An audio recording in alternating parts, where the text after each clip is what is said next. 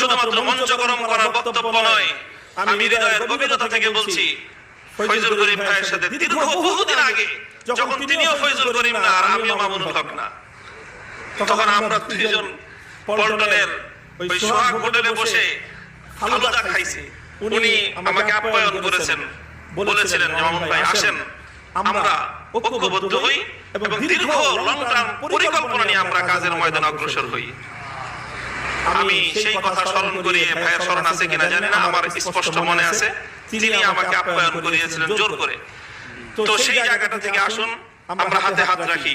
দীর্ঘমেয়াদী আমাদের বড়রা ঐক্য গড়েছিলেন, শাইখুল হাদিস এবং চরমনাই পীর সাহেব রহমাতুল্লাহ আলাইহি বাংলাদেশী ইসলামী আন্দোলনের জন্য যে ঐক্যের ভিত তা তৈরি করেছিলেন, নানা অনভিপ্রেত কারণে, অনাকাঙ্ক্ষিত অনেক কারণে তার মধ্যে অনেক সময় ব্যাঘাত ঘটেছে, কিন্তু কখনোই ইনশাআল্লাহ আমরা এতটা দূরে সরে যাইনি।